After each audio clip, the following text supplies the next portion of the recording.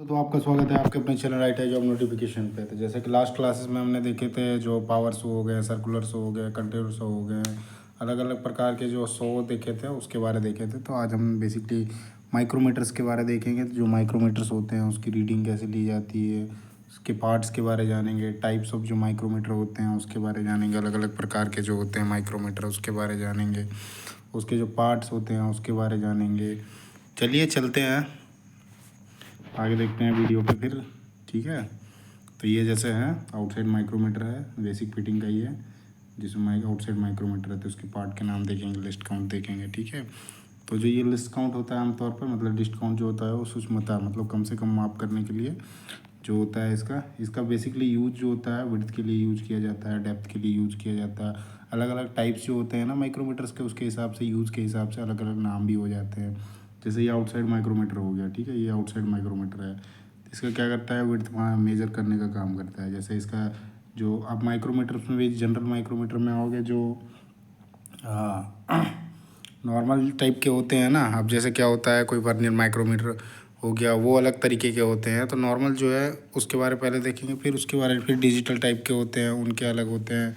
सारे हम देखेंगे एक एक करके। तो सबसे पहले हम आते हैं आउटसाइड माइक्रोमीटर पे। ठीक है, तो इसका जो लिस्ट काउंट होता है जो एग्ज़ाम के बेसिस से होते हैं उसके उस पर मैं बात करूँगा। ठीक है, जो एग्ज़ाम पे क्वेश्चन बनते हैं उससे जैसे इसकी लिस्ट काउंट पूछा जाता है, सूक्ष्मता पूछी जाती है। तो 0.01 होता है, में होता है। ठीक है, ये जैसे दे रखा है, ये माइक्रोमीटर का पार्ट है, सॉरी माइक्रोमीटर है ये, जिसमें अलग अलग पार्ट्स के नाम, ये पीछे का हो गया रैचेट स्टॉप हो गया, ये आपका थिम्बल हो गया, इसको बोलते हैं स्लीव या बैरल बोलते हैं। ठीक है, ये स्पिंडल लॉक हो गया, ये आपका फ्रेम हो गया। ये इसकी रेंज दे रखी है, 0 से 25 की रेंज की है। ये रेंज अलग अलग होता है, 0 से 25, 25 से 50, 50 से 75। तो उसमें बेसिक बेस जो होता है मेजरमेंट का, जैसे इसमें 0 है तो 0 से स्टार्ट करोगे। जहाँ पे 25 से 50 होगा तो वहाँ पे आप 25 रखोगे बेस, उसके बाद जो काउंटिंग आएगी उसको ऐड करा जाता है। ये आपका स्पिंडल हो गया, ये साइड वाला एक एनबिल हो गया। ठीक है, तो एक एक पार्ट के बारे जैसे हम देखते हैं। ठीक है, किसको क्या बोलते हैं।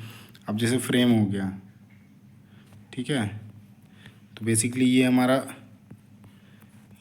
फ्रेम हो गया। ठीक है, ये क्या होता है, ड्रॉप फॉर्ज स्टील की बनी होती है, या फिर क्या बोलते हैं निंदनीय कच्चा लोहा होता है, उससे बना होता है। और ये सी शेप में है, यही आपका फ्रेम है। ठीक है, जो बाकी सारे जो भी पार्ट्स होते हैं इसी से जुड़े होते हैं। बैरल और स्लीव हो गया, जहाँ पे ग्रेजुएशन किया हुआ रहता है। ठीक है, 1 2 3 4 5 6 जो डेटम लाइन्स होते हैं उसके निशान जो हैं अंकित होते हैं। ठीक है, उसके बाद थिम्बल में हो गया, तो उस थिम्बल पे भी होता है। ठीक है, उस उभरी हुई थोड़ी सतह होती है और थोड़ा सा टेपर, ये उभरी हुई वही है। या स्पिंडल जो हो गया, बैरल और स्लीव जो हो गया वहाँ से लगा होता है, उसमें थिम्बल डिविजन्स होते हैं, उसमें भी मार्क अंकित अंक होते हैं। ठीक है, निशान अंकित होती है जो धुरी से जुड़ी होती है।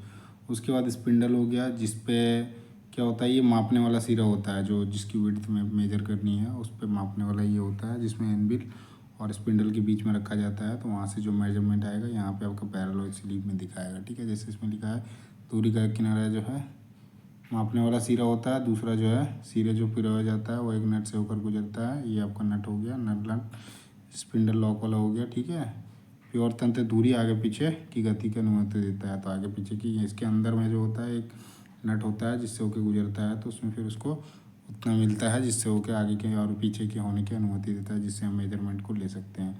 एनबिल जो होता है वो दूसरे सिरे में होता है, जैसे ये दूसरे सिरे में है स्पिंडल, एक सिरे में एनबिल हो गया। ये क्या करता है, ये माइक्रोमीटर का जो फ्रेम होता है उस पर वो अटैच होता है।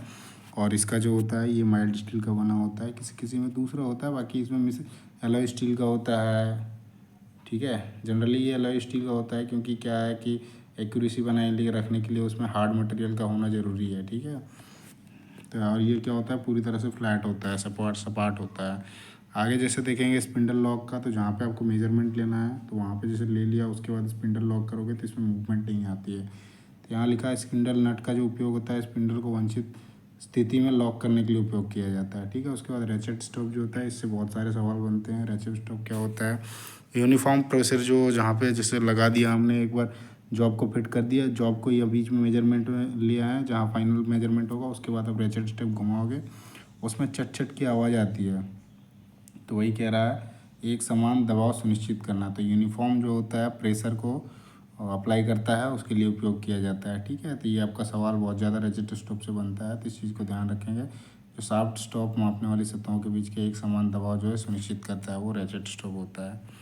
आगे जैसे देखते हैं ग्रेजुएशन हो गया, ग्रेजुएशन बेसिकली उसमें जो मार्किंग्स होती है उसको कह रहा है ग्रेजुएशन, ठीक है। अंशांकन जो बोलते हैं, अंशांकन, ठीक है। Graduation of metric outside micrometer में, तो आउटसाइड माइक्रोमीटर में जो ग्रेजुएशन होते हैं, जैसे इसमें बैरल और स्लीव्स होते हैं, उसमें लिखा हुआ रहता है 1 mm 20 से स्टार्ट होता है, आपका वो 25 तक रहता है, चूँकि वो अंदर रहता है जिसके कारण वो नहीं दिखता है। आप यदि लगा हुआ पूरा आएगा तो 25 तक खुलेगा। ये स्पिंडल का जो लेंथ होगा वो 25 का ही होता है, ठीक है। जो स्लीप से वो क्या आता है, ये जैसे जैसे चलता जाएगा ये भी आगे निकलता जाएगा। काम करने का जो सिद्धांत है इसका, नट और पेंच जो होता है, नट और स्क्रू के पेंच बोलते हैं जो स्क्रू होता है, तो स्क्रू और नट के सिद्धांत पर ये काम करता है, ठीक है। ये सवाल बनते हैं, वर्किंग प्रिंसिपल ऑफ माइक्रोमीटर पूछा जाता है, स्क्रू और नट के सिद्धांत पर काम करता है। एक जो घुमाव के दौरान धुरी के अंदर जो गति पेंच के पिच के बराबर होती है, जैसे ये एक राउंड घूमता है ना तो वो उसकी पिच हो जाती है। पिच है उसके मतलब थिम्बल में जो होता है ना, थिम्बल एक राउंड पूरा घूम जाएगा, और जैसे टोटल यहाँ पे देखो 5 से 45 दिख रहा है ना, तो यहाँ पे टोटल 49 होते हैं, 49 से 50 हो जाएगा, ठीक है। 49 ही भाग हो जाएंगे इसमें, ये 49 हो जाएंगे। इसमें जैसे 45 दे रखा है, उसके बाद 4, फिर उसके बाद 0 है। इसके बारे में बात करेंगे, लिस्ट काउंट जो निकालने का होगा उसके बारे में, ठीक है।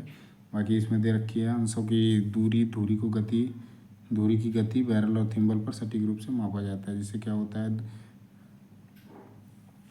जो इससे दिया हुआ है इसका पिच जो दिया है वो जैसे एक राउंड घूम लिया दौरान धुरी के अंदर एक गति पेंच की पिच के बराबर होती है। एक राउंड पूरा घूमता है तो पिच के बराबर होती है। पिच या उसके अंशों की दूरी तक धुरी को बैरल थिम्बल पर सटीक रूप से मापा जा सकता है। जैसे स्लीव और बैरल है वहाँ पे लिखा हुआ है, तो उसको फिर मापने के लिए वो मतलब उच्चता से हम सटीकता से मेजरमेंट ले सकते हैं। जैसे ग्रेजुएशन क्या है, अंशांकन जो दे रखा है उसकी जो स्पिंडल थ्रेड की पिच होती है वो 0.5 होती है। जैसे इसमें दे रखा है 45 करके, ठीक है। ये 45 तक है, फिर उसके बाद 5 है, 50 हो जाएगा। ये 0.5 है, ठीक है। जैसे एक राउंड घूमता है एक थिम्बल, एक घुमाव में धुरी जो है 0.5 आगे बढ़ती है, 0.5 mm, ठीक है। तो उसमें क्या होगा जाएंगे, टोटल जो है 25 हैं इसमें। जो डेटा लाइन्स है उसमें 25 है, ठीक है। 25 लाइन होती है। इस रेखा को आगे मिलीमीटर और mm में फिर कन्वर्ट करोगे तो 1 mm में हो जाएगा, फिर पॉइंट में करोगे 1 mm, और ये हाफ mm। एक राउंड घूमता है तो हाफ जाता है इस तरह से, जैसे ये हो गया, यानी 1 mm और आधा mm अंशांकित किया जाता है, ठीक है। इसमें जैसे देखोगे ये आपका ऊपर में 1 लिखा है, नीचे आपका हाफ है। अंशांकन को जैसे 0, 5, 10, 15, 20 और 25 के रूप में गिना जाता है। जैसे इसमें ये है आपका दिया हुआ, उसको ऐसे काउंट करने के लिए 0, 5, 10, 15, 20, 25 के रूप में गिना जाता है। तो इसकी लंबाई जो होती है 25 mm तक की होती है, ठीक है।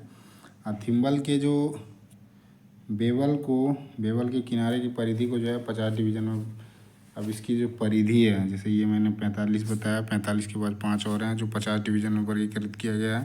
तो 0 से 5, 10, 15, 20, 25 ऐसे करके चिन्हित किया गया है। और इसका जो होता है दक्षिणावर्त मतलब एंटी क्लॉकवाइज जो घूमता है ये आपका, जिसमें 45 से 50 जो होता है दक्षिणावर्त में। इसमें जैसे देखोगे आप, इसमें थोड़ा जूम कर देता हूँ, तो ये आ गया। आप जैसे ये आ गया बैरल और स्लीव का, ठीक है। इसमें ऊपर वाला 1 mm का है और नीचे वाला हाफ mm का है, ठीक है, मतलब 0.5 mm। ये आपका थिम्बल हो गया जिसमें 50 डिवीजन्स होते हैं, ठीक है। फुल मिलीमीटर हो गया ये, और ये हाफ मिलीमीटर हो गया। फिर उसके बाद इसी में जो होता है, जैसे ये 50 टोटल हो गए ना, तो इसका एक एक डिवीज़न का जो मान होता है 0.01 होता है। और यही इसकी लिस्ट काउंट भी होती है, मतलब सूक्ष्मतम माप जो ले सकता है वो कितना ले सकता है, 0.01 ले सकता है, ठीक है। तो इसी से निकला है। अभी जैसे इसको करोगे आप 1 - 49/50, तो 1/50 हो जाएगा ये, ठीक है। 1/50 हो जाएगा, 0.02 हो जा रहा है, ऐसा नहीं, 25 है टोटल, ठीक है। तो ये 24 और ये 25 हो जाएगा। टोटल 25 लाइनें हैं ना, तो 1 - 24/25, 99, 25, 1/25, 0.04 आ जा रहा है ऐसे में, ठीक है। आगे बताता हूँ मैं इसके बारे थोड़ा। ठीक है। ये जैसे दिया हुआ है कैसे निकालना है, मैंने वो थोड़ा सा गलती कर दिया, उसको फुट में 49/50 कर रहा था, जबकि वैसा नहीं है। ठीक है, यहाँ पे उसका जो है जैसे एक राउंड चलता है तो टोटल 0.5 मैं एक से कर रहा था। ठीक है, मैं ये 1 माइनस कर रहा था। ठीक है, तो यहाँ पे क्या करना है, एक राउंड उसकी पूरी चलती है तो 0.5 हो जाता है, उसमें माइनस करोगे कितना, 1 के लिए उस पर कितना लग रखा है, 50 पार्ट्स हैं, तो इसको जब मल्टीप्लाई करोगे आपका 2.5 आ जाएगा। ठीक है, 50 पच्चीस 250, 2.5 25 आ जाएगा, माइनस 1/50 हो जाएगा। ठीक है, इसको जब आप करोगे, इसको कैलकुलेट करोगे, आप नॉर्मल जैसे कर देते हैं, मैं कैलकुलेट 0.5 हो गया इंटू 1/50 हो गया। ठीक है, ये 10 हो जाएगा, ऐसे 1 2 कर दो, 2 50 इंटू 100 मतलब 1/100 हो गया। इसको जब करोगे तो आपका 0.01 आ जाएगा। अब रीडिंग डायमेंशन देखते हैं, जो आउटसाइड माइक्रोमीटर में रीडिंग डायमेंशन लेते हैं। जैसे इसका मैंने पहले बताया था रेंज का, 0 से 25 का होता है, 25 से 50 का, 50 से 75 का, उसके बाद 75 से 100 का, 100 से 125 का, और 125 से 150 की सीमा। मतलब टोटल कितने, 1 2 3 4 5 6 रेंज में मिलते हैं। ठीक है, अब जैसे क्या है, 0 से 25 वाला जो है उसमें जो आपका बेस हो जाएगा वो 0 हो जाएगा, जिसमें बैरल मंकी तनसाकन केवल। अब इस भी बारे देखेंगे, जो अलग अलग लाइन्स होते हैं। ये जैसे आपका हो गया माइक्रोमीटर। ठीक है, ये 50 से 75 का रेंज वाला है। ठीक है, अब जैसे रीडिंग लेना है तो यहाँ पे जैसे देखोगे तो अभी जैसे रेंज हो गया 50 से 75, तो आपका 50 जो हो जाएगा वो बेसिक हो जाएगा, 50.00 जो न्यूनतम जो हो जाएगा 50 हो जाएगा। बैरल में देखोगे 0 के बाद 1 2 3 है, ये 3.5 में है। ठीक है, मतलब 0 5 10, 0 5 10, उसके बाद 3 इधर 13 हो जाएंगे, और इधर एक आधा है तो 13.5 हो जाएगा, जैसे यहाँ लिखा है 13.5। उसके बाद आपका थिम्बल का रीडिंग देखोगे तो यहाँ पे 10 है, 11 12 13 हो जाएगा। ठीक है, तो थिम्बल क्या होता है, वो मल्टीप्लाई होगा किससे, जो लिस्ट काउंट है उससे, तो मतलब ये आपका 0.13 आ गया, तो टोटल मल्टीप्लाई करोगे तो 63.63 आ जाएगा। ठीक है, ये भी ये जैसे दे रखा है, बैरल पे जो मुख्य डिवीज़न का है उसका रीडिंग लेना है। फिर बैरल पे जो डिवीज़न दे रखी है, अब जैसे लिस्ट काउंट से फिर उसको करोगे। अभी जैसे इस पे क्या है, ये मेन डिवीज़न हो गया, ये आपका सब डिवीज़न हो गया, और ये आपका थिम्बल डिवीज़न हो गया। इसमें 3 डिवीजन्स होते हैं, तो मेन डिवीज़न को आपका पहले मेन स्केल डिवीज़न को लिखोगे, फिर उसके बाद आपका सब स्केल डिवीज़न हो जाएगा, उसको लिखोगे, फिर उसके बाद थिम्बल स्केल डिवीज़न हो जाएगा, उसको लिखोगे, और सबको फिर ऐड करो। मेन स्केल डिवीज़न जो होगा वो आपका रेंज जो दिया रहेगा उसका बेस पकड़ना है, 50 से 75 था तो हमने 50 पकड़ लिया, 50.00। उसके बाद सब डिवीज़न का हो जाएगा तो वो आपका 0.5 हो जाएगा। ठीक है, 0.5 का तो इधर कितना है, इधर 0.5 नीचे वाले हैं, लेकिन टोटल नंबर देखोगे तो 13 है, 13 के बाद 5 है। ठीक है, 13.50।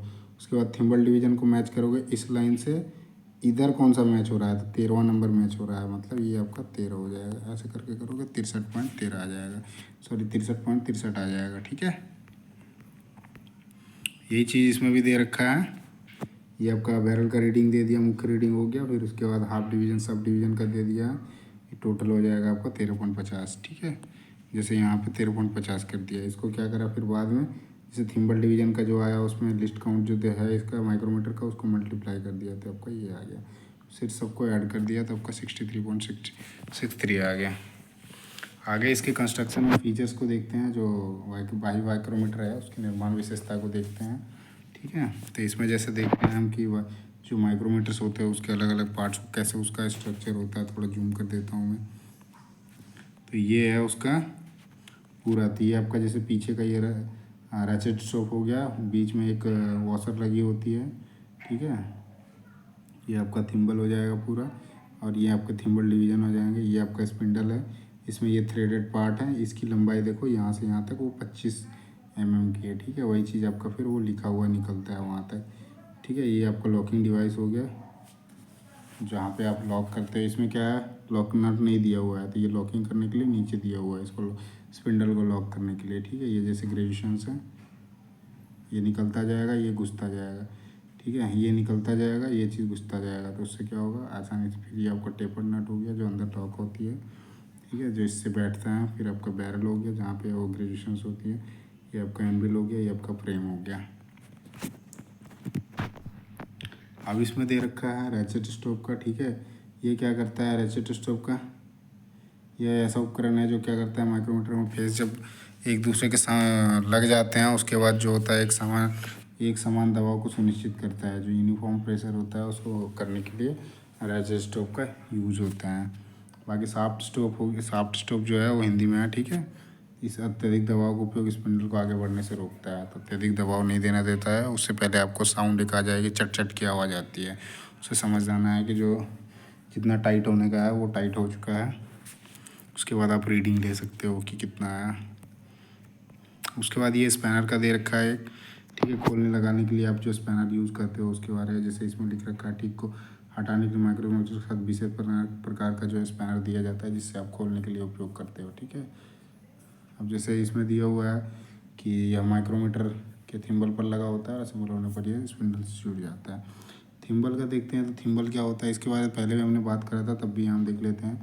थिम्बल जो होता है एक खोखला होता है और टेपर होता है। थिम्बल एक खोखला टेपर होता है, जैसा कि पहले हमने देख लिया था। यहाँ पे भी देख लेते हैं। ये आपका थिम्बल है, ठीक है। ये आपका क्या है, टेपर है और खोखला है। और ये टेपर लगे मतलब स्पिंडल पर लगे टेपर नोच जो होता है उस पर बैठ जाता है, मेल खाता है, ठीक है। वहाँ बैठ जाता है। फिर उसके बाद स्पिंडल का देखेंगे। स्पिंडल जो होता है मापने वाला सिरा होता है। स्पिंडल का जो एक सिरा होता है उस पर फेस बना होता है और दूसरे सिरे पे फिर हो जाता है, ठीक है। जो न्यूक्लियस शाफ्ट फिट की जाती है जो है, जैसे इसमें देखोगे आप, ये जैसे है ये न्यूक्लियर स्पिंडल है, दूसरे साइड पे फिट किया जाता है। एक आपका फेस हो गया इस पर, न्यूक्लिया है इधर, इस साइड आपका न्यूक्लिया है जो आपका इस पर फिट हो जाएगा थिम्बल पे।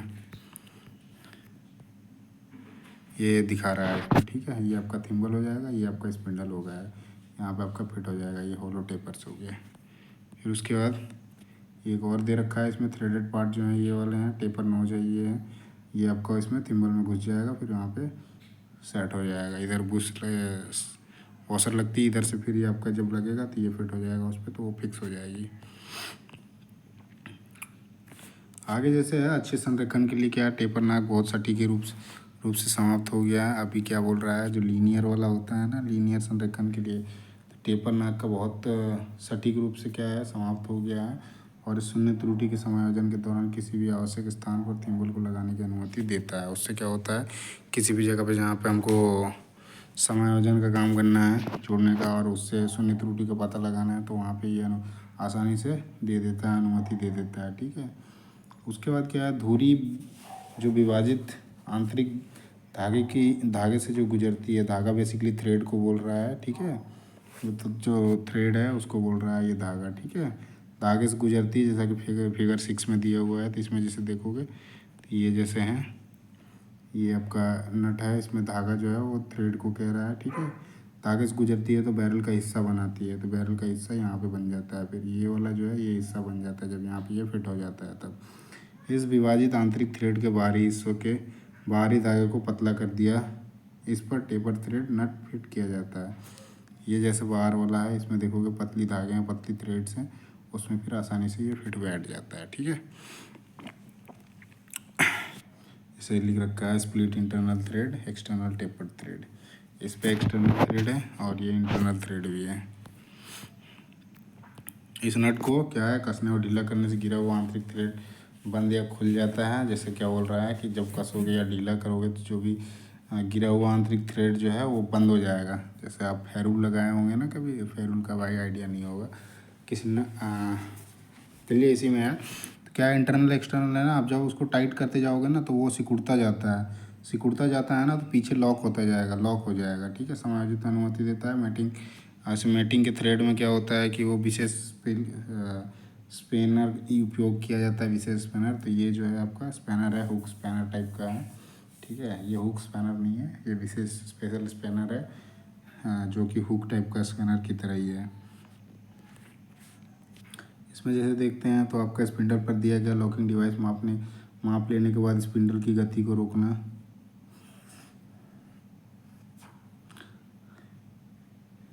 इसका जो उद्देश्य, अब जैसे स्पिंडल पर दिया गया लॉकिंग डिवाइस है उससे क्या होता है, स्पिंडल जैसे ये हो गया, ये स्पिंडल इधर स्पिंडल निकलेगा, तो इस पर जो ये लॉकिंग डिवाइस दी गई जहाँ पे आपको मेजरमेंट लेनी है वहाँ पे आप लॉक करने के लिए इसका उपयोग करते हैं स्पिंडल लॉक का। तो यही चीज़ दिया हुआ है लॉकिंग डिवाइस का जो है, जहाँ पे आपको मेजरमेंट लेना है उसके बाद रोकने का काम करता है। इसमें क्या होती है, बहुत सारे प्रिकॉशंस लिए जाते हैं, जो सावधानियाँ होती है माइक्रोमीटर्स की, उसके बारे में जानेंगे। जो प्रिकॉशंस वाले, जब आप उसको खोलते हो उस टाइम पे क्या क्या सावधानियाँ लेनी है। तो मापने वाले चेहरों को नम्र उंगलियों से छूने से बचें, क्योंकि इससे जंग लग सकती है। अच्छा, जो भी उसके जो मतलब ओपन जैसे नग्न बोल रहा है, ठीक है, नग्न मतलब खुला हुआ, तो उन चीज़ों को क्या कह रहा है कि आप खुले खुले हाथों से उसको ना पकड़ें। उससे क्या होता है कि यदि मॉइस्चर लग जाता है तो जंग लगने के चांसेस बढ़ सकती है। तो ये कह रहा सीधा जंग लग सकती है, तो उसको छूने से बचना है, ठीक है। उसके बाद माइक्रोमीटर्स के घटकों को विघटित और असेंबल करने समय धूल से मुक्त रखें। जब भी आप उसको खोल रहे हैं और लगा रहे हैं तो कोशिश करें डस्ट फ्री जगह हो, ठीक है।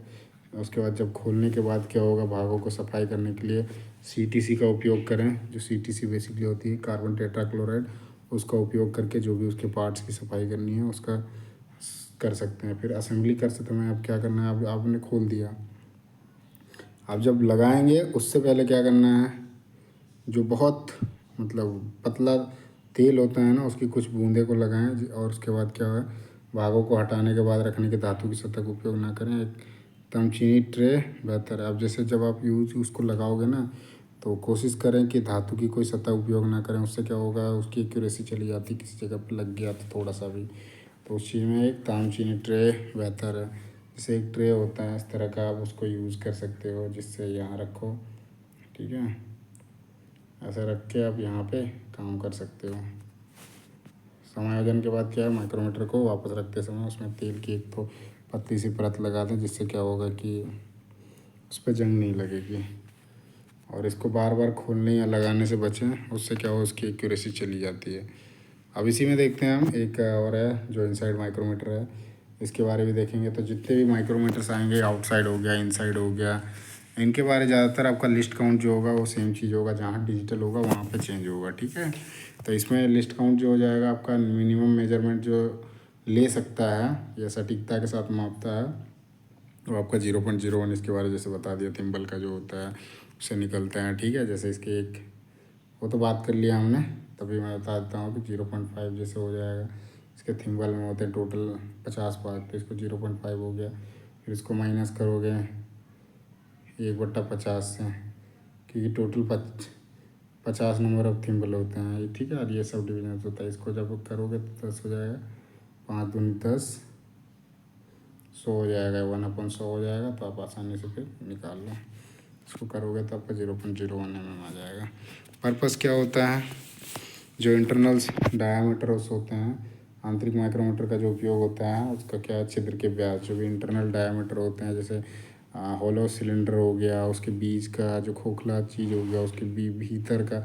अब इसमें भी एक रेंज होते हैं, क्या होते हैं कि आप ऐसा नहीं है कि 20 mm से कम का मेजरमेंट ले रहे हो, 25 से कम का ले रहे हो, ऐसा नहीं है। इसका एक सेट आता है, अलग अलग एक्सटेंशन रोड आती है, बड़ा कर सकते हो। लेकिन अब यदि स्टैंडर्ड होता है कि स्टैंडर्ड जैसे इसमें दिया हुआ है कितना है, 25 mm का है, ठीक है। तो आप उससे कम का, ये जैसे स्टैंडर्ड दिया हुआ है 25 mm का, 25 से 50 का, तो मिनिमम 25 mm से उससे आप कम मेजरमेंट नहीं ले सकते हो इनसाइड माइक्रोमीटर से, उसकी रेंज है, ठीक है। तो ये जैसे ये आपका होल है, सर्कुलर पीस है, उसका जो इंटरनल डायमीटर है वो यूज़ किया जा रहा है। ये आपका माइक्रोमीटर हो गया, ये आपका एक्सटेंशन रोड लगा के उसकी डायमीटर ली जा रही है। इसमें लिखा हुआ है measuring a large board using inside micrometer with an extension rod fitted. Extension rod लगा के उसकी जो इंटरनल भीतर की जो मतलब व्यास है वो उसको माप किया जा रहा है। जैसे आंतरिक समांतर सतहों, जैसे स्लॉट्स हो गया, स्लॉट्स के भी हम ले सकते हैं, बीच की दूरी को मापने के लिए भी उपयोग में ला सकते हैं, जो आंतरिक माइक्रोमीटर होती है उसका। जैसे ये आपका स्लॉट है, ठीक है, ये रेंज लगा रखा है 1 से 125 से 150 का, तो ये आपका एक्सटेंशन है। बाकी ये आपका माइक्रोमीटर्स हो गया, जो इनसाइड माइक्रोमीटर है। इसके पार्ट के बारे में देखेंगे, अलग अलग पार्ट के बारे में, ठीक है। इसके निम्नलिखित पार्ट हैं। तो ये जैसे आपका, इसको थोड़ा जूम कर देता हूँ, ये आपका इंटरनल माइक्रोमीटर है, जिसमें ये स्पेसिंग कॉलर हो जाएगा जो वहाँ पे फिट होता है माइक्रोमीटर में। ये आपका एक्सटेंशन रोड हो जाएगा यहाँ से यहाँ तक, ठीक है। ये आपका हैंडल हो जाएगा ये वाला, और ये नर्ल पार्ट हो जाएगा। इसमें नर्लिंग जो करी रहती है वो डायमंड नर्लिंग होती है, ठीक है। उसके बाद ये माइक्रोमीटर का हेड हो गया। उसमें क्या था, थिम्बल था, इसमें उसको हेड बोल रहा है, ठीक है। ये आपका लॉकिंग कॉलर हो गया, जैसे उसमें लॉक नट था, लॉक था, तो इसमें लॉकिंग कॉलर स्क्रू करके इसका नाम हो गया। नाम चेंज हो जाते हैं, काम वही होता है, लेकिन नाम होता है जो अलग अलग, जो इंस्ट्रूमेंट अलग बन जाते हैं ना, तो उसके नाम भी अलग हो जाते हैं। तो इसमें जैसे एक्सटेंशन रोड आ गया, स्पेसिंग कॉलर आ गया, हैंडल आ गया, ये लॉकिंग कॉलर स्क्रू हो गया। उसमें क्या था, आउटसाइड माइक्रोमीटर में लॉक नट था, ठीक है। उसके बाद ये माइक्रोमीटर हेड जो है उसमें थिम्बल डिवीजन था। इधर रैचेट स्टॉप था, इसमें कोई रैचेट स्टॉप नहीं होता, ये फिक्स होता है। आप एक बार सेट कर लोगे, जितना आपको एक्सटेंशन लगा दिया है इस पर एक्सटेंशन रोड, तो ये जैसे जितने सेट्स में आते हैं 125 150 का, तो 125 हो जाएगा। फिर उसके बाद जितना मेजरमेंट लेना है घुमा के आप उसको सेट करो, फिर उसके बाद ले सकते हो। ये आप हैंडल यूज करोगे अपने पकड़ने के लिए, और उसमें फिर डालोगे, उससे आपका बोर का या फिर स्लॉट का फिर आप मेजरमेंट ले सकते हो कितना है।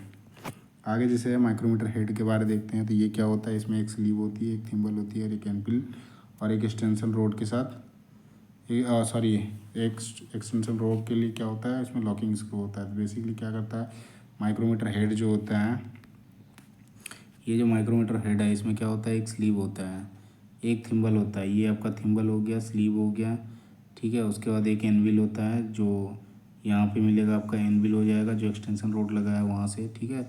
उसके बाद ये एक्सटेंशन रोड उसी में फिट होता है, ठीक है, जहाँ पे लॉकिंग स्क्रू ये दिया हुआ है, लॉकिंग स्क्रू। अब एक्सटेंशन रोड क्या होता है, डिफरेंट डिफरेंट जो हमें मेजरमेंट लेते हैं उसके हिसाब से, जैसे क्या होता था उसमें रेंज होती थी, अलग अलग होती थी रेंज। जो आउटसाइड माइक्रोमीटर थे उसमें रेंज होती थी, ठीक है। इसमें क्या है, रेंज नहीं, अब रेंज तो है, पर सीधा आप एक्सटेंशन रोड लगा के उसकी जो 25-25 का जो डिफरेंस है उसमें एक्सटेंशन रोड पे ही मिलेगा, उससे आप एडजस्ट कर सकते हो। जैसे इसमें दे रखा है माइक्रोमीटर हेड के बैरल पर दिए गए छेद में लगाया जाता है, जो ये बैरल है यहाँ छेद पे लगाया जाता है, ठीक है। और यह एक मापने वाली सतह प्रदान करता है, मापने के लिए सतह प्रदान करता है, विभिन्न आकारों में उपलब्ध होता है। लॉकिंग स्क्रू बेसिकली लॉक करने का काम करता है। जब आप मेजरमेंट लेते हो तो उस टाइम पे एक्सटेंशन रोड को क्या है, लॉक करने के लिए काम करता है, लॉक कर सकते हैं। हैंडल जो होता है पकड़ने के लिए, और इसमें दिए गए थ्रेडेड रोल में फिट करके आप उसको छिद्र को मापते समय क्या होता है, असेंबली को पकड़ने के लिए आप माइक्रोमीटर जो होता है उसको पकड़ने के लिए आप हैंडल का उपयोग करते हो, जिससे उस चीज़ को सपोर्ट मिलती है। आप उसको करके फिर मेजरमेंट ले सकते हो। स्पेसिंग कॉलर बेसिकली होता क्या है कि ये एक जो इसमें अतिरिक्त लंबाई होती है उसकी एक्सटेंशन की रोड में जोड़ा जाता है। स्पेसिंग कॉलर का मेन काम होता है, जो एक्सटेंशन रोड होता है उसको जोड़ने के लिए ये उसका उपयोग किया जाता है, जो कि अलग अलग आकारों में उपलब्ध होता है। जैसे इसमें हम देखते हैं जो माइक्रोमीटर के अंदर जो लगती है इनसाइड माइक्रोमीटर में, तो एक्सटेंशन रोड और स्पेसिंग कॉलर के विभिन्न आकार होते हैं, ठीक है। ये दोनों क्या होते हैं, एक साथ ही होते हैं, एक्सटेंशन रोड स्पेसिंग कॉलर, ठीक है। तो इसमें जैसे 25 से 50 mm हो गया, 50 से 200 हो गया, 50 से 300 हो गया, 200 से 500 और 200 से 1000 हो गया। तो बेसिकली इसके कितने हो गए, 1 2 3, तो आपके टोटल 6 मिलते हैं, ठीक है। इनसाइड माइक्रोमीटर का जैसे 50 से 200 के बीच में लिया है, ठीक है। अब इसके में 11 सतहों की समानता का जांच करना। 50 से 200 mm का जो माइक्रोमीटर होता है उसमें क्या होता है, गहरे जो होल्स होते हैं उनके सतहों का जैसे समानता चेक करने के लिए उसका उपयोग किया जाता है। एक्सटेंशन का रोड जैसे हो गया 50 से 200, उसका यूज। अब क्या है इसमें, जैसे गहरे छिद्रों को जब हम मापते समय एक विस्तारित हैंडल का उपयोग किया जाता है। ये जैसे अब ये आपका हैंडल हो गया फिगर 4 में जैसे दिखाया गया, तो ये आपका फिगर 4 ये, ठीक है।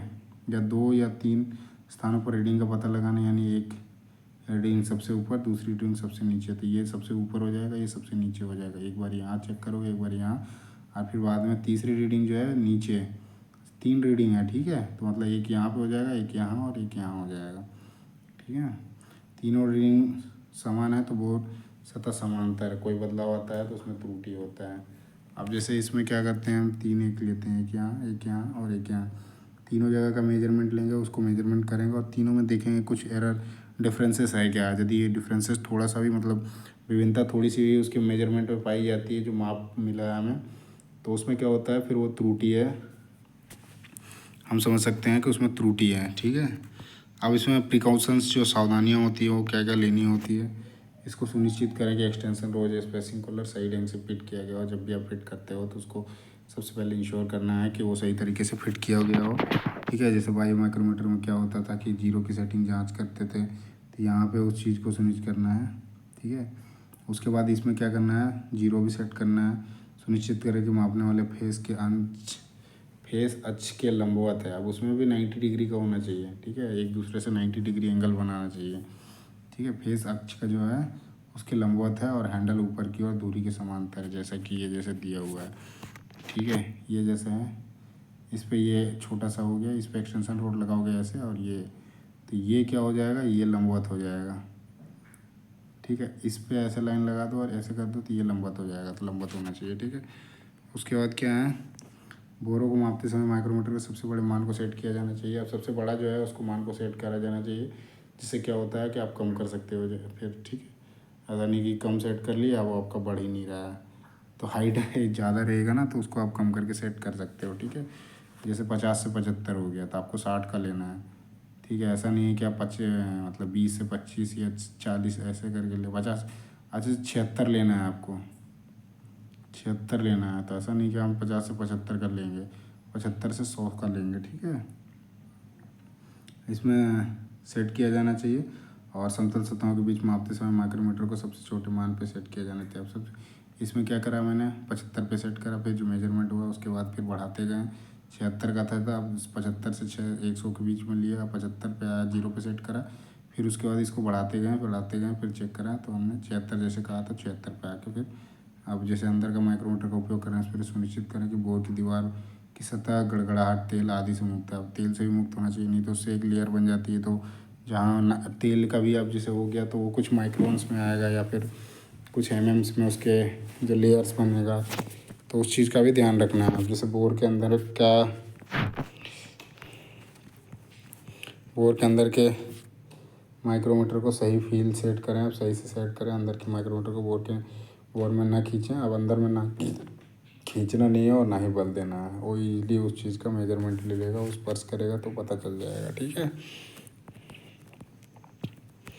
ये जैसे दिया हुआ है आपका, नहीं सेट नहीं करते हो ना 90 डिग्री पे, तो ये चीज़ें फिगर 5 में जैसे बोरों को मापते समय क्या बोल रखा है, सबसे बड़े मान के लिए सेट करें और जाना चाहिए। समतल बीजों को मापते समय माइक्रोमीटर को छोटे मान पे सेट किया जाना चाहिए, तो ये आपका छोटा और बड़ा पे सेट कर रखा है। ये अलग अलग जो एक्सटेंशन रोड हैं, जैसे ये आपका रेंज दे रखा है 50 से 75 का, 75 से 100 का, 100 से 125, 125 से 150, 25 जो है वो बढ़ के आ रहा है, ठीक है। 50 से 150 से आपका 175, 175 से 200 तक का ये एक्सटेंशन रोड अलग अलग है। अब हम देखते हैं डेप्थ माइक्रोमीटर का, ठीक है। डेप्थ माइक्रोमीटर जो होता है उसका यूज जो होता है डेप्थ मेजरमेंट करने के लिए उपयोग किया जाता है, बहुत ही सटीकता के साथ में, और ठीक है। इसका भी जो होता है डेप्थ माइक्रोमीटर का, इसका भी लिस्ट काउंट सेम होता है, ठीक है। इसमें लिखा हुआ नहीं है, बाकी आपका माइक्रोमीटर है तो आपका 0.01 हो जाएगा, वो में हो जाएगा, ठीक है।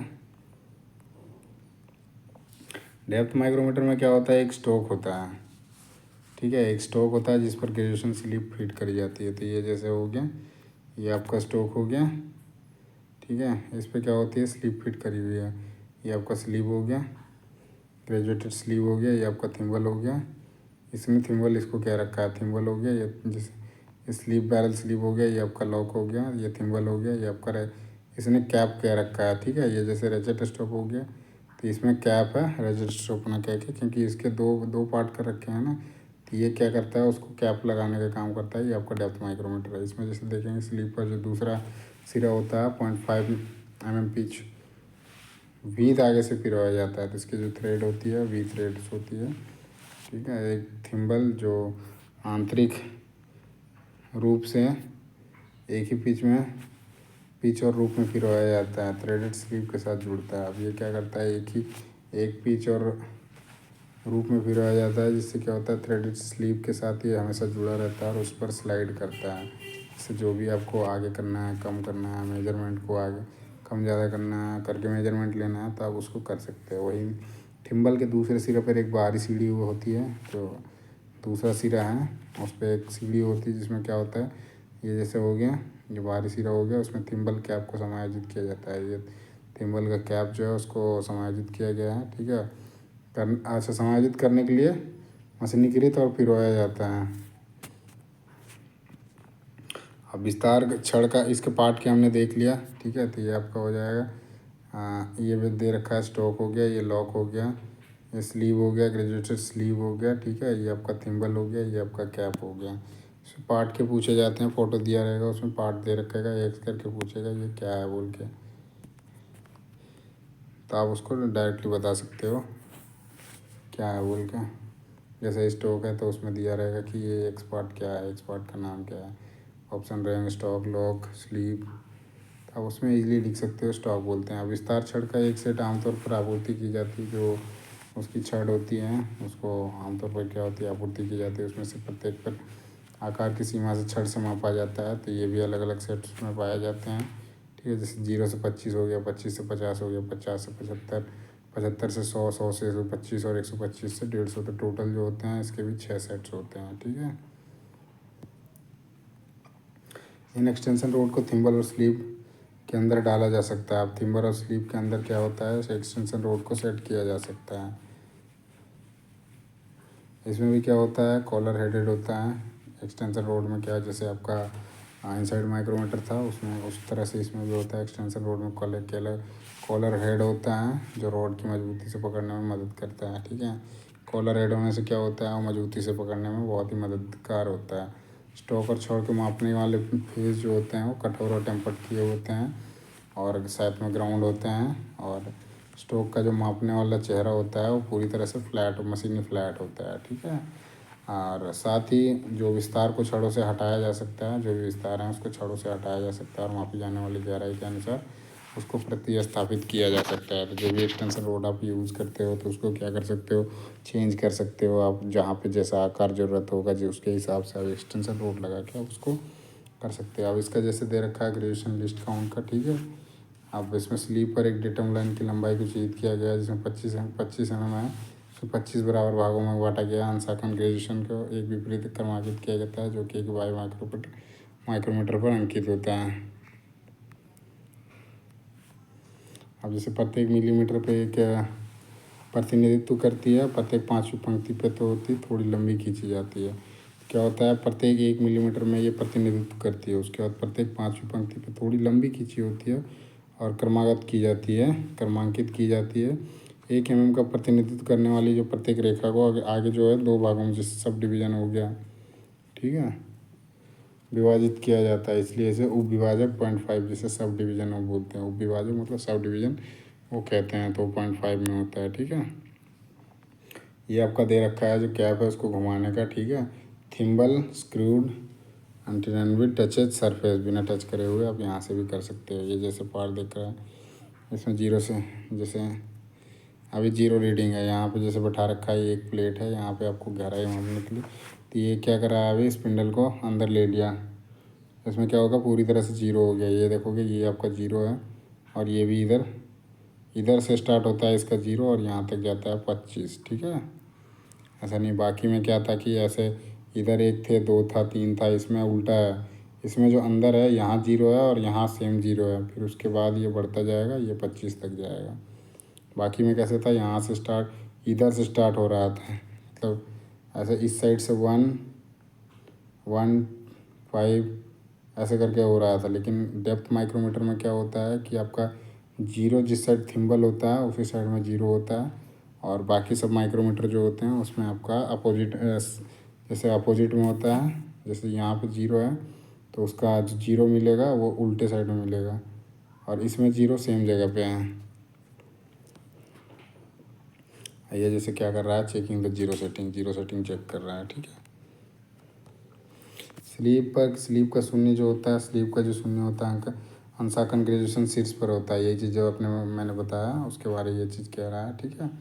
तो स्टॉक के पास जो होता है 25 होती है, ये चीज़ भी है। शीर्ष पर जो होता है वो 0 होता है और स्टॉक पे जो होता है वो 25 होता है। थिम्बल के जो बेबल एज होता है उसको भी ग्रेजुएशन किया हुआ रहता है। जो थिम्बल का जो बेबल एज होता है, तो टेपर वाला एज होता है, उसको भी ग्रेजुएशन किया हुआ रहता है, जैसे थिम्बल हो गया, ठीक है। परिधि को समान रूप से 50 बराबर भागों में विभाजित किया जाता है, जैसे पहले हमने देखा था। और प्रत्येक 5वीं विभाजन पर थोड़ी रेखा जो है, रेखा थोड़ी सी लंबी है, उससे क्या पता चलता है कि 5 लाइन्स हो गए हैं यहाँ पे, ठीक है। और प्रत्येक 5वीं विभाजन थोड़ी लंबी रेखा क्रमांकित की जाती है। संख्या उल्टी दिशा में है, और जैसे 0 5 10 पर ऐसे करके आपका 50 तक बढ़ सकती है, फिगर 4 में जैसे दिया हुआ है। ये जैसे है आपका, ठीक है। यहाँ पे 0 है, 5 है, 10 है, 15 है, 20 है, 25 है। यहाँ पे आपका 0 सेटिंग हो गया। फिर उसके बाद ये मेजरमेंट लिया, ठीक है।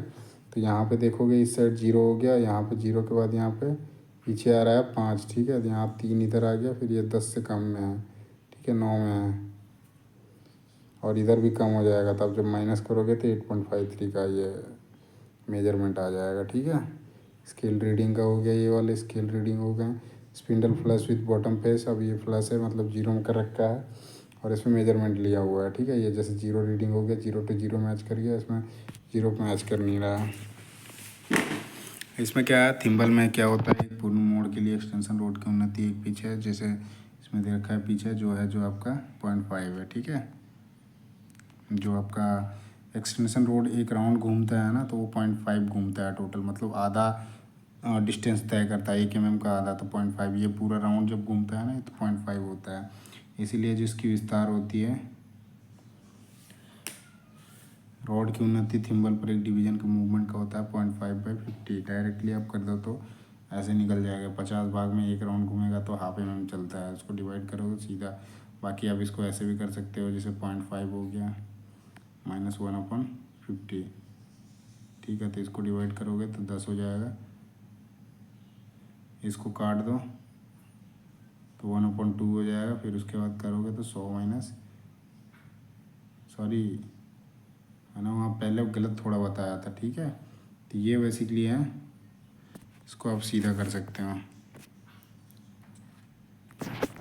आगे देखते हैं हम इसकी लिस्ट काउंट को कैसे मेजरमेंट करना है। सॉरी, डेप्थ माइक्रोमीटर की जो रीडिंग होती है वो कैसे ली जाती है। जैसे बैरल की रीडिंग कितनी आती है, उससे आप मल्टीप्लाई 1 mm का है और 8 भाग दिखा रहे हैं, तो 8 से मैंने 1 mm को 8 से मल्टीप्लाई करा, ठीक है। उसके बाद सब डिवीज़न में जैसे एक सब डिवीज़न था तो उसको 0.5 हो गया। उसके बाद 3 थे थिम्बल डिवीज़न, तो उससे मल्टीप्लाई करा 0.01 से, टोटल ऐसे करके आपका 8.53 आ गया।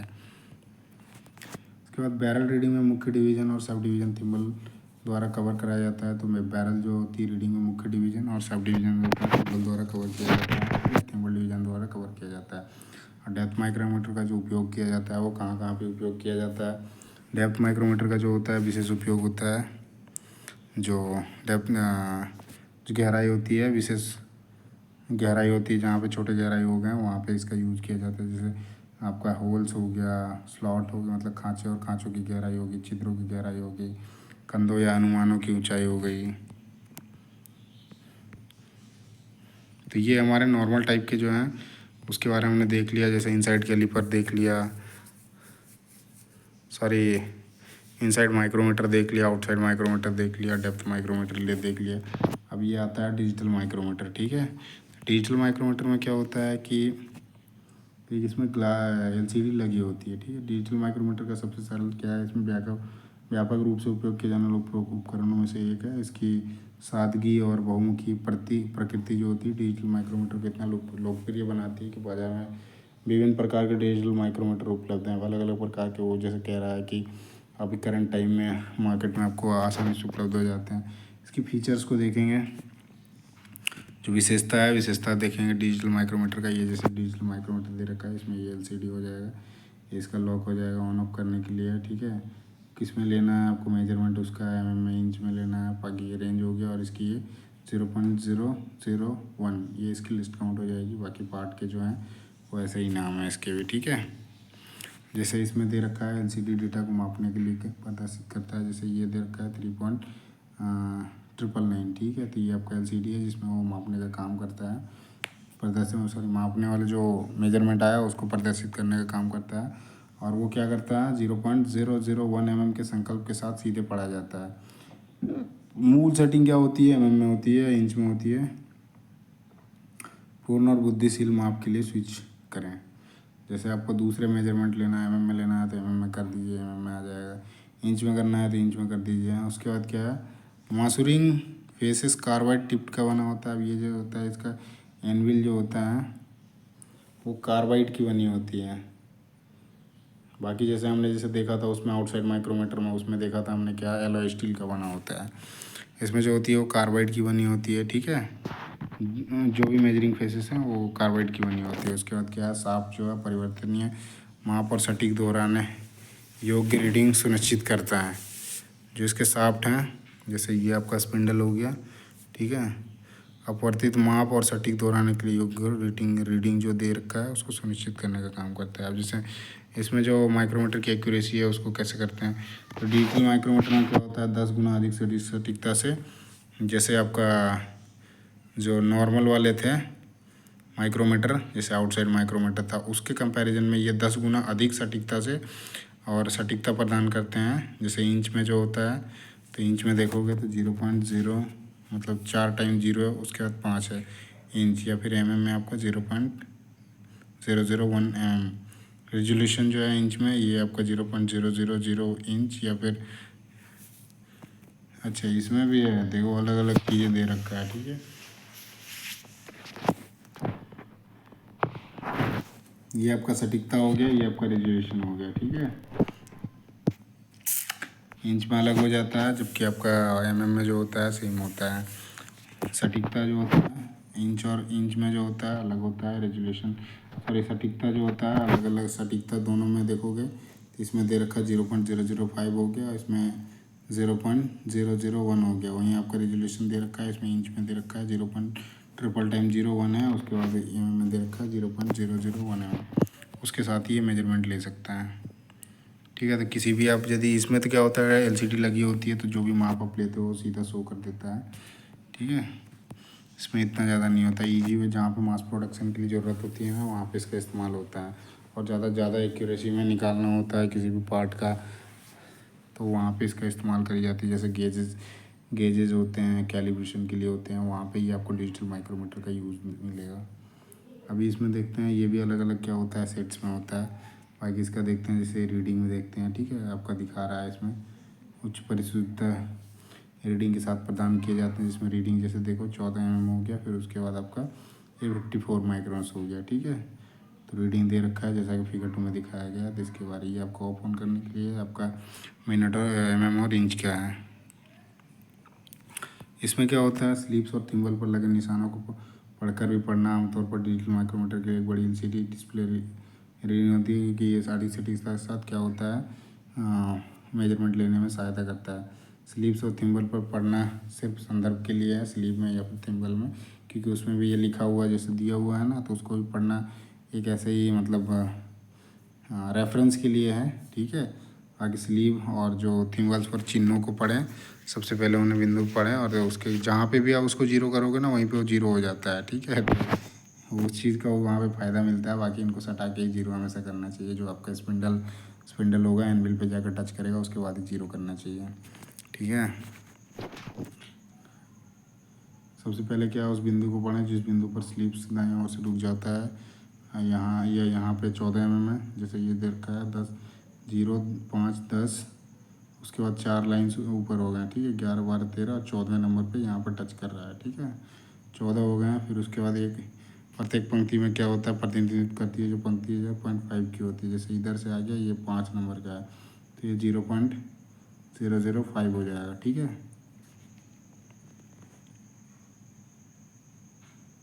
5 से हो जाएगा 25। फिर उसके बाद आगे जैसे देखोगे ये 5 हो गया, ठीक है। 5 से 6 के बीच में है, क्या है, हाँ 0.5 जो हो गया। उसके बाद तो 14.05। उसके बाद क्या है, इसमें 5 से 6 के बीच में है, इसलिए आपको रीडिंग का अनुमान लगाने के लिए यहाँ प्रत्येक पंक्ति में इतना लेना पड़ेगा 0.054 करके। उसको मल्टीप्लाई करोगे यहाँ जैसे इसमें है, तो उसके बाद सबको ऐड करोगे, ठीक है। 54 जैसे हो जाएगा, उसको आप मल्टीप्लाई करोगे जो उसके लिस्ट काउंट है उससे, फिर बाद में ऐड कर दो तो आपका फाइनल वैल्यू आ जाएगा। ऐसे भी आप ले सकते हो। यदि आपका डिस्प्ले ख़राब हो गया है तो आप ऐसे वैल्यू ले सकते हो। बाकी जनरली डिस्प्ले ख़राब होने के बाद इसकी कोई यूज नहीं है जब तक उसकी रिपेयर ना हो जाए, क्योंकि उसमें एरर आते हैं, तो एरर को आप ऐसे काउंटिंग नहीं कर सकते हो।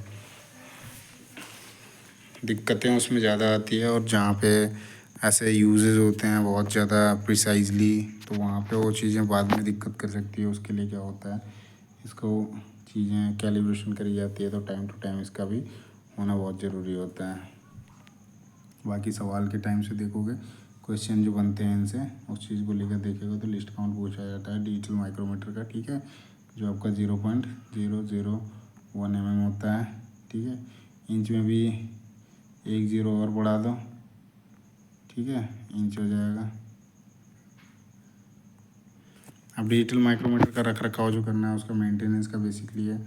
तो सर्किट को नुकसान पहुंचने के डर से डिजिटल माइक्रोमीटर में किसी भी हिस्से पर किसी भी कभी भी वोल्टेज जैसे इलेक्ट्रिक पेन हो गया उपकरण उनको लगाने का ज़रूरत नहीं है, ठीक है। उसको निष्क्रिय रहने पर पावर बंद कर दें, जब आपका उसका काम नहीं हो रहा है तो उस टाइम बंद कर दें, जैसे ये ऑन ऑफ दिया हुआ है ऑफ कर देंगे। उसके बाद लंबे समय तक बेकार रहने पर बैटरी निकाल दें। अब जैसे लंबे समय तक ऐसे ही पड़ा हुआ है तो कोशिश करें कि बैटरी निकाल दें, जिससे अंदर की जो ये सर्किट होती है वो डैमेज ना हो जाए। बैटरी के लिए क्या होता है, असामान्य डिस्प्ले हो गया, जैसे डिजिटल फ्लैशिंग, यहाँ तक कि कोई भी डिस्प्ले नहीं।